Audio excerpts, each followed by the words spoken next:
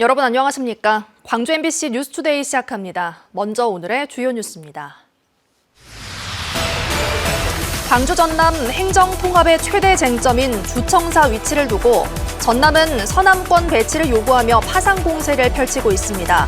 반면 광주 정치권은 조심스러운 태도로 일관하고 있습니다.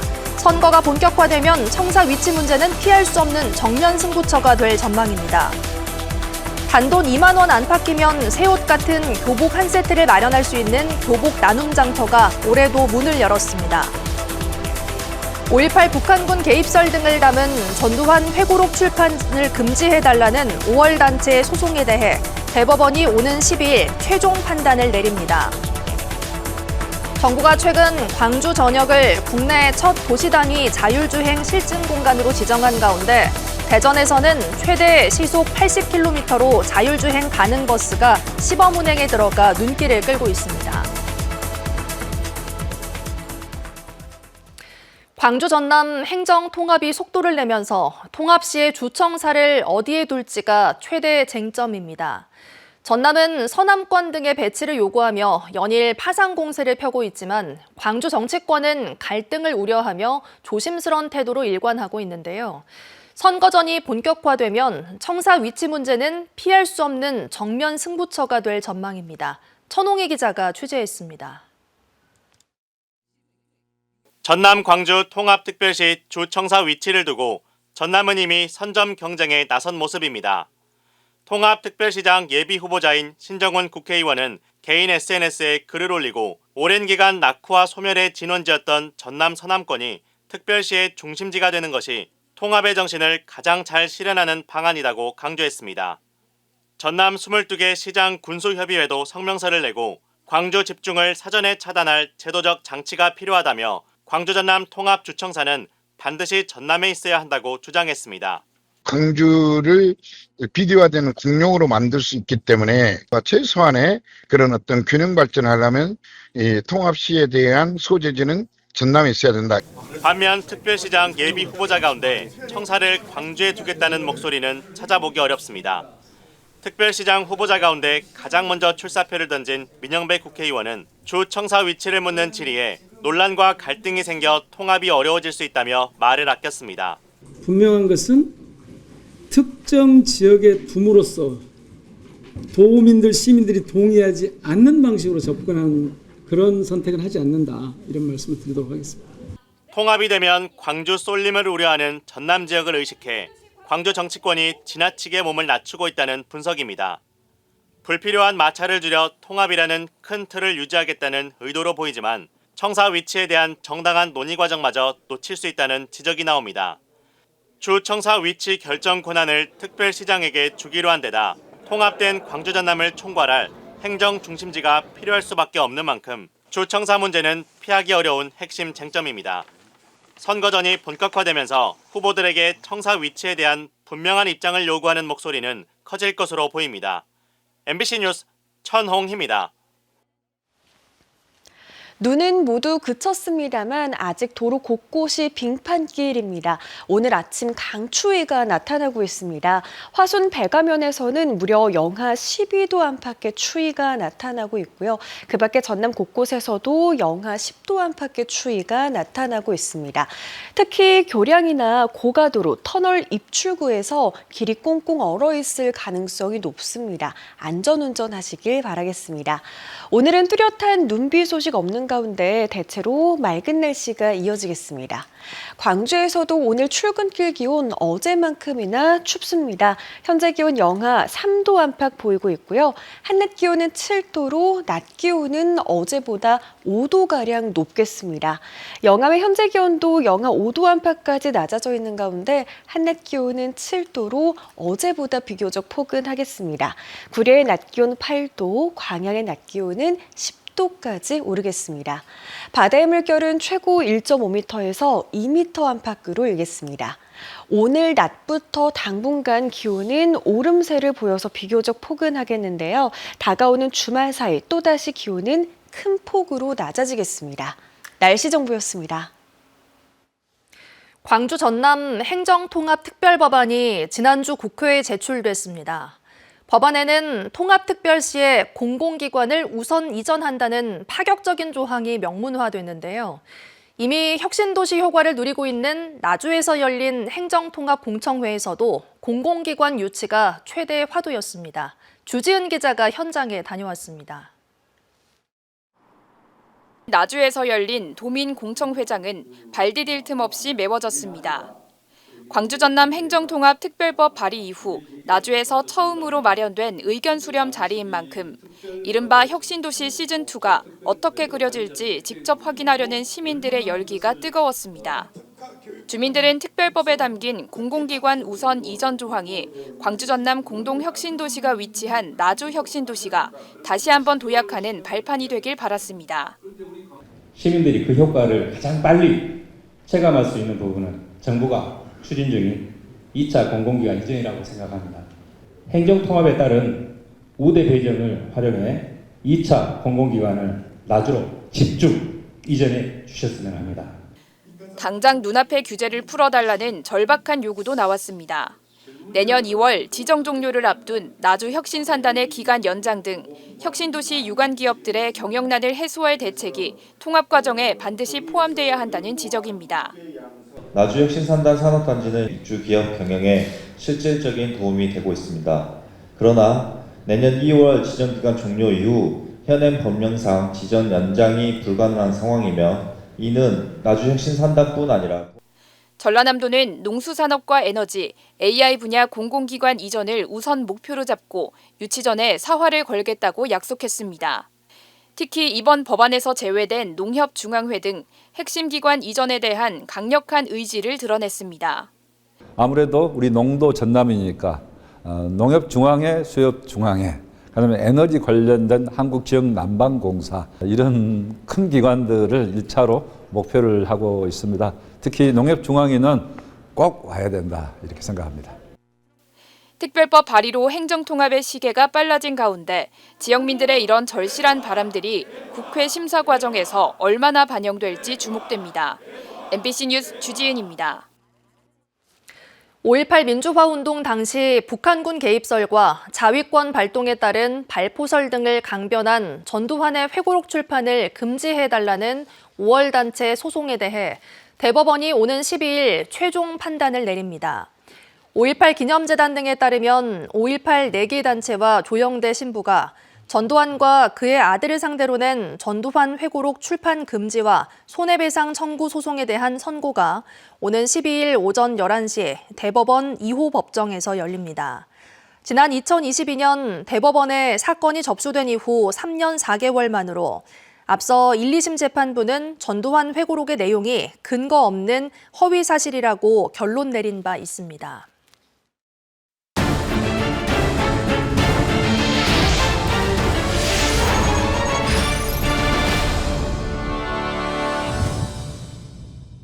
전남경찰청 사이버범죄수사대가 온라인에서 공연 입장권을 대리 구매해주고 수수료를 챙긴 혐의로 일당 4명을 검찰에 송치했습니다. 이들은 국내 중고거래 사이트나 메신저를 통해 한 건당 10만 원 안팎의 수수료를 받고 2만여 장의 입장권을 대신 구매하면서 14억 원의 수수료를 편취한 혐의를 받고 있습니다. 조사 결과 이들은 자동화 프로그램을 이용해 표를 대량으로 사들인 뒤 특정 시간대에 취소표가 풀린다는 점을 노려 조직적으로 입장권을 확보한 것으로 드러났습니다. 새학기를 앞두고 수십만 원에 달하는 교복값은 학부모들에게 큰 부담일 수밖에 없는데요. 단돈 2만 원 안팎이면 새 옷 같은 교복 한 세트를 마련할 수 있는 교복 나눔 장터가 올해도 문을 열었습니다. 박승환 기자가 현장 취재했습니다. 학교별로 분류된 교복들이 빼곡히 걸려 있습니다. 소매 끝이 해지지는 않았는지, 단추는 단단한지, 사이즈는 넉넉한지 상태를 꼼꼼히 살피는 학부모들의 눈과 손이 분주합니다. 이거보다 큰 칫솔 없나? 광주 42개 중고등학교에서 기부받은 교복 6,300여 점을 구입할 수 있는 나눔 장터입니다. 꿈의 가격이라고 봐야죠. 저희들 저소득층들한테 굉장히 도움이 될 거라고 생각합니다. 무엇보다 매력적인 건 파격적인 가격입니다. 자켓 5,000원, 바지와 조끼는 각각 3,000원으로 교복 한 세트를 모두 구매해도 부담이 적습니다. 이곳 교복 나눔 장터에서는 새 옷이나 다름없는 교복 한 세트를 2만 원도 안 되는 금액으로 구매할 수 있습니다. 시중 교복값의 10분의 1 수준. 고물가 시대 가계 부담을 더는 효자 노릇을 톡톡히 하고 있는 겁니다. 근데 왔더니 이제 생각보다 너무 상태도 좋고 깨끗하고 가격도 너무 저렴하게 가져갈 수 있어서 가정 경제에 도움이 많이 될 것 같습니다. 단순한 중고 거래를 넘어 자원 재활용이라는 교육적 의미도 큽니다. 학생들은 선배들이 물려준 교복을 통해 절약 정신을 배우고 깨끗하게 관리된 옷은 또 다른 후배들에게 전해지는 나눔의 선순환으로 이어집니다. 교복 판매 수익금 역시 운영비를 제외하고 전액 장학회에 기부돼 지역 학생들을 위해 다시 쓰입니다. 입소문을 타며 매년 인기를 더해가고 있지만 여전히 일부 학교에만 집중된 기증 문화를 확산시키는 것이 남은 숙제입니다. 교육 당국은 더 많은 학교의 참여를 이끌어내 교복 나눔을 지역의 대표적인 교육 복지 모델로 키워나갈 방침입니다. MBC 뉴스 박승환입니다. 지난해 오지호 미술상을 수상한 한희원 작가의 수상기념전이 광주 시립미술관에서 개막했습니다. 이번 전시는 한희원 작가의 최근 작품들과 함께 한 작가의 예술 세계와 교감하는 젊은 작가들의 작품도 선보입니다. 박수인 기자가 다녀왔습니다. 셀 수 없이 물감을 덧칠하고 다시 긁어내기를 거듭해 삶의 고뇌와 희열의 순간들을 겹겹이 쌓았습니다. 불의에 저항했던 민중미술에서 시작해 서사와 서정을 넘나들고 형상과 추상의 경계를 오갔던 한희원 작가의 최근 작품입니다. 생명과 존재에 대한 근원적인 질문은 회화적 형상에서 과감히 벗어나 추상의 세계로 스스로를 이끌었습니다. 생명이라든가 또 그걸 통해서 그 인간들이 어떻게 하면 예술을 통해서 위로받고 안식의 길로 가는가 하는 그런 문제로 고민하게 됐는데 50년 동안 변화를 거듭한 한 작가의 작품 세계는 젊은 작가들의 작품을 통해 현재와 교감합니다. 사라져가는 골목을 아련한 색으로 기록한 이 청년 작가의 그림은 한희원 작가가 애착을 가졌던 양림동의 풍경과 닮았습니다. 친구들하고 놀았던 골목길이나 골목 슈퍼에서 친구들하고 군것질했던 그 공간들, 근데 이제 없어지긴 했지만 제 마음속에는 그 공간들이어서 소중하고 터지기 직전의 폭죽처럼 어둑한 하늘로 빛이 흩어지는 모습은 풍경 너머에 있는 작가만의 감각을 담았습니다. 빛이 이제 피어오르기 직전이나 아니면 사라지기 직전? 그런 순간들을 이게 찰나의 순간이라고 생각을 해서 좀 길게 여운이 남도록. 내란이 일어난 다음 날 세상 소식을 모르고 아침을 맞았던 젊은 작가는 전날 밤에 국회 앞을 반성문 쓰듯 화폭에 기록했습니다. 지금 시대하고 맞물려서 활동하는 것들이 같은 과거가 현재를 돕는다는 맥락에서의 내용으로 연결된 것 같아서 같이. 개인 초대전 대신 세대 간의 대화를 선택한 한희원 작가는 스스로를 항상 변화하는 사람이라고 생각합니다. 그에게 새로운 작품이 나오는 과정은 고통스럽지만 즐거운 작업입니다. 내일 또 어떤 작품이 나올지 모른다는 한 작가와 젊은 작가들의 예술적 교감은 오는 4월 12일까지 광주 시립미술관에서 계속됩니다. MBC 뉴스 박수인입니다. 기초생활수급자와 차상위 계층을 위한 2026년 문화누리카드 발급이 시작됐습니다. 올해 문화누리카드 지원금은 지난해보다 10,000원 늘어난 1인당 15만 원이고 청소년과 준고령자에게는 10,000원이 추가 지원됩니다. 카드는 이달부터 오는 11월 30일까지 행정복지센터를 방문하거나 문화누리카드 누리집과 ARS를 통해 발급받을 수 있고 예산이 소진되면 조기에 마감될 수 있습니다.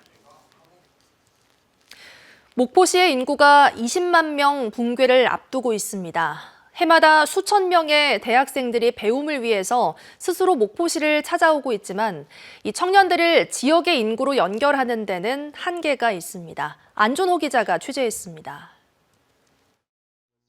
해사 해양 분야의 인재를 꿈꾸는 2,900여 명의 학생들이 다니는 국립 목포해양대. 높은 취업률을 바탕으로 전국 각지에서 학생들이 몰리면서 재학생의 73%는 광주 전남이 아닌 타 지역 출신입니다. 목포에 있는 대학이지만 목포 출신 학생은 277명, 전체의 9.5%에 불과합니다. 문제는 이들 대부분이 학기 중에는 목포에서 먹고 자고 생활하지만 행정상 인구에는 포함되지 않는다는 점입니다. 여기에 방학까지 시작되면 상당수 학생들이 고향으로 돌아가면서 대학과 상권은 매번 휘청입니다. 최소한 30-40%는 30%는 날 것 같아요. 그때 이제 학생들이 없으면 특히 학생들이 자주 가는 집들은 거의 휴업 상태까지도 갈 정도로. 실제로 지난해 목포 해양대 재학생 중 목포로 전입신고를 한 인원은 81명, 전체의 2.7%에 그쳤습니다. 목포에 있는 3개 대학교의 전체 학생 5,824명을 기준으로 봐도 전입신고 비율은 1.8%에 불과했습니다. 학생들은 제도 자체를 몰랐다거나 기존 주소지의 혜택이 더 크기 때문이라고 말합니다. 제도가 있는지도 잘 몰랐고 혜택이 있는지도 잘 몰라서 할 생각도 못했던 것 같아요. 토익 응시를 내본 적이 없고, 또한 저희 같은 창업 관련해서 젊은 청년들을 좀 끌어모으기 위해서 또 이 창업 지원금 또한 지원해주고 있습니다. 또한 이 주소가 저희 파주시로 돼 있어야지만 이런 혜택을 받고 있습니다. 전입신고가 곧바로 인구 증가로 이어지진 않지만 지자체들은 생활 인구를 파악하고 지역과의 관계를 만드는 출발점으로 보고 있습니다. 주소 이전을 계기로 지역 정책과 지원을 접하게 되면서 지역과의 접점이 만들어진다는 겁니다. 하지만 전라남도 차원에서 전입 대학생을 위한 별도 정책은 사실상 없는 상황. 목포시는 전입 대학생에게 최대 60만 원을 지급하고 있지만 5년째 실적은 큰 변화가 없습니다. 올해에는 개강 시기에 맞춘 찾아가는 주소 이전 서비스와 SNS를 활용한 대학생 생활안전자금 지원 홍보를 통해 전입에 대한 부담을 완화하고 전입신고하는 학생 숫자가 상대적으로 적기 때문에 목포시에서도 약간 조금 관심이 좀 약간 낮아진 상태인 것 같고, 그럼에도 불구하고 이제 아마 지속적으로 우리가 같이 함께해서 지난해에만 6,800여 명이 순 유출되며 인구 20만 명 붕괴를 앞둔 목포시. 매년 전국에서 수천 명의 청년들이 스스로 찾아오고 있지만 이들은 여전히 보이지 않는 인구로만 남았습니다. MBC 뉴스 안준호입니다.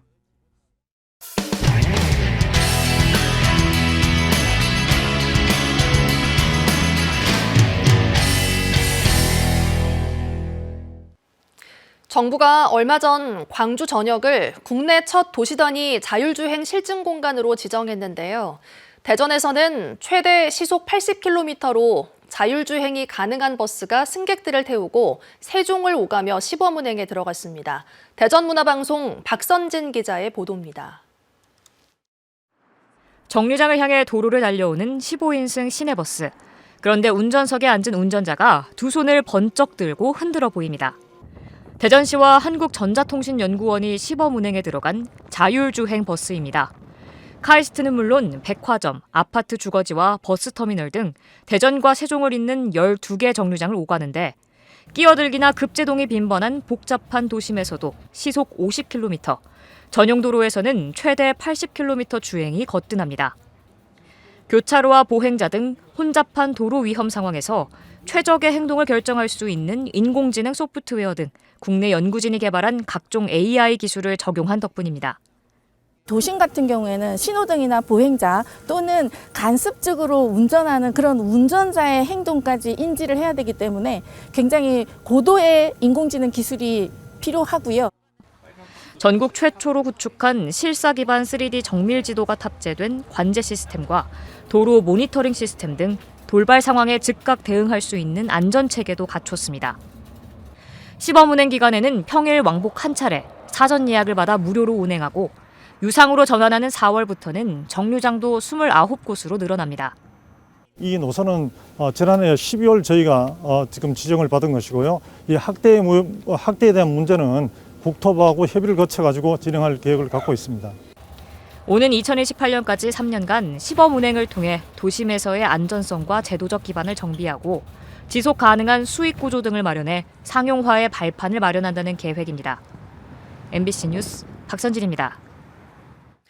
충북에는 전교생을 다 합쳐도 14명뿐인 중학교가 있습니다. 학원을 가려면 버스로 1시간을 가야 하는 오지인데요. 최근 신입생이 1년 만에 10배 넘게 늘었다고 합니다. 입시에서 이런 작은 학교들이 좋은 성적을 거뒀기 때문인데 비결이 무엇인지 MBC 중북 신병관 기자가 취재했습니다. 전교생이 14명에 불과한 옥천 안내중학교입니다. 2학년 학생 4명이 겨울 방학에 학교에 나와 수학 수업을 듣고 있습니다. 서로 토론하고 모르는 것도 바로 물어보며 한 명 한 명 맞춤형 교육이 이루어집니다. 고등학교 같은 것도 대비를 하고 그래서 그 옥천에서 다니는 애들이랑 약간 밸런스를 맞춘다? 그런 부분이 좋은 것 같아요. 겨울 방학 수업은 국영수의 과학과 사회까지 교과별로 기간을 정해 진행됩니다. 학원은 버스를 타고 1시간은 가야 하다 보니 학생들에게 방학 중에 이루어지는 수업은 더욱 소중할 수밖에 없습니다. 학기 중에도 방과 후 학교가 학원을 대신합니다. 학생들이 교과목 개설을 요구할 정도로 적극적이어서 교사들도 힘든 걸 잊었습니다. 아이들이 하고자 하는 의욕이 많아서 영어 같은 거 문법 개설해달라고도 하고 요구를 많이 해요. 그래서 선생님들 입장에서는 아이들이 배우고자 하는 욕구가 많으니까 되게 흥겹고 재밌죠. 올해는 인근 청산고등학교로 진학한 선배가 서울대에 합격하며 학생들에게 농촌 지역의 작은 학교도 할 수 있다는 자신감을 심어줬습니다. 이 고등학교도 전교생이 60여 명의 작은 농촌 학교입니다. 인근 초등학교들과 연계한 공동교육과정도 운영되며 어릴 때부터 지역에서 실력을 쌓아갈 수 있는 기반이 갖춰지고 있습니다. 후디처럼 선생님들이 다 챙겨주시기 때문에 뭐 학업이든 또 학업 이외의 부분이든 그런 기반이 되기 때문에 아이들이 맘 놓고 편안하게 좀 공부할 수 있는. 올해 입시에서 충북에서 군단위 작은 학교들의 선전이 눈에 띄고 있습니다. 이에 따른 인식 변화도 감지됩니다. 지난해 1명에 불과했던 안내중학교 진입생은 올해 11명으로 늘었습니다. 지역 초등학교에도 외지에서 학생들이 입학하고 있습니다. 지역의 한계를 넘어 학생들의 실력과 가능성을 키워주는 노력이 서서히 빛을 발하고 있습니다. MBC 뉴스 신병관입니다. 두뇌와 몸이 결합된 인공지능 로봇 피지컬 AI가 최근 전 세계적으로 큰 주목을 끌고 있습니다. 공장과 가정은 물론 고령화 등으로 일손이 부족한 농촌에서도 피지컬 AI 로봇에 대한 수요와 관심이 증가하고 있습니다. MBC 경남 이준석 기자가 현장 취재했습니다. 인공수정 작업이 한창인 애호박 재배 시슬하우스입니다. 자연 수정이 되지 않는 애호박은 농민이 매일 손으로 수정 작업을 반복해야 하는 대표적인 고강도 노동 작물입니다. 2,400제곱미터 규모인 이곳에서 인공수정 작업만 매일 4시간가량 해야 합니다. 매일 수정을 하지 않으면 해박이 균일하게 열리지 않고 오전에 수정을 안 시키면 안 되는 부분이다 보니까 자리를 비울 수가 없는 부분이죠. 농가 부담을 덜기 위해 경상남도 농업기술원이 농사용 피지컬 AI, 이른바 인공지능 로봇 개발에 나선 건 지난해. 수정 자동화는 물론 최종적으로 수확과 포장 업무까지 해결하는 시제품을 조만간 출시할 예정입니다. 피지컬 AI로 만약에 대체가 된다면 이제 뭐 인건비 절감이라든지 이런 부분도 있지만 이제 농민들의 삶이 조금 더 이제 편해지겠죠. 이에 앞서 경상남도 농업기술원은 단감 선별과 포장에 활용하는 피지컬 AI 시연회를 열어 주목을 받았습니다. 기후 위기에 대응하는 생산 체계 구축과 피지컬 AI 개발을 위한 실험 연구도 딸기 작목을 중심으로 진행하고 있습니다. 그 햇빛이 필요하지 않기 때문에 원하는 그 시간에 원하는 작물을 이제 재배를 할 수 있다는 점이 가장 큰 차이점이라고 보시면 됩니다.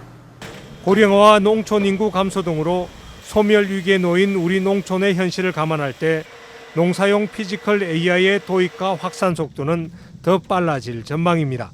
MBC 뉴스 이준석입니다. 지난해 전남을 찾은 관광객이 6,456만 명으로 1년 전보다 1% 늘었습니다.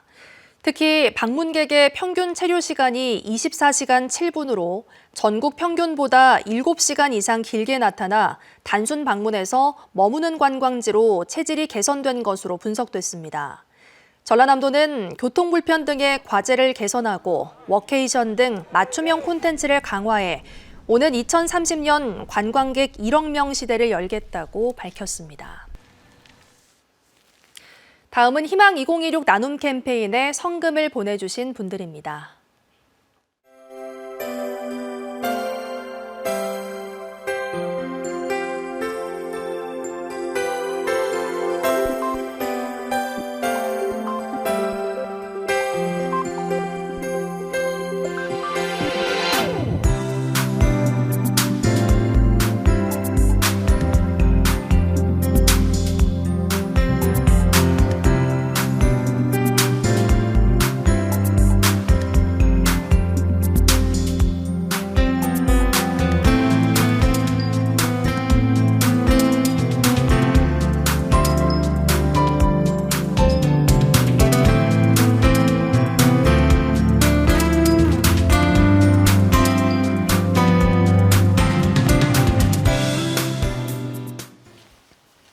눈은 모두 그쳤습니다만 아직 도로 곳곳이 빙판길입니다. 오늘 아침 강추위가 나타나고 있습니다. 화순 배가면에서는 무려 영하 12도 안팎의 추위가 나타나고 있고요. 그 밖에 전남 곳곳에서도 영하 10도 안팎의 추위가 나타나고 있습니다. 특히 교량이나 고가도로, 터널 입출구에서 길이 꽁꽁 얼어있을 가능성이 높습니다. 안전운전하시길 바라겠습니다. 오늘은 뚜렷한 눈비 소식 없는 가운데 대체로 맑은 날씨가 이어지겠습니다. 광주에서도 오늘 출근길 기온 어제만큼이나 춥습니다. 현재 기온 영하 3도 안팎 보이고 있고요. 한낮 기온은 7도로 낮 기온은 어제보다 5도가량 높겠습니다. 영암의 현재 기온도 영하 5도 안팎까지 낮아져 있는 가운데 한낮 기온은 7도로 어제보다 비교적 포근하겠습니다. 구례의 낮 기온 8도, 광양의 낮 기온은 10도까지 오르겠습니다. 바다의 물결은 최고 1.5m에서 2m 안팎으로 일겠습니다. 오늘 낮부터 당분간 기온은 오름세를 보여서 비교적 포근하겠는데요. 다가오는 주말 사이 또다시 기온은 큰 폭으로 낮아지겠습니다. 날씨 정보였습니다. 언제 어디서나 내 손 안의 뉴스. 광주 MBC 뉴스 유튜브 구독으로 함께하세요.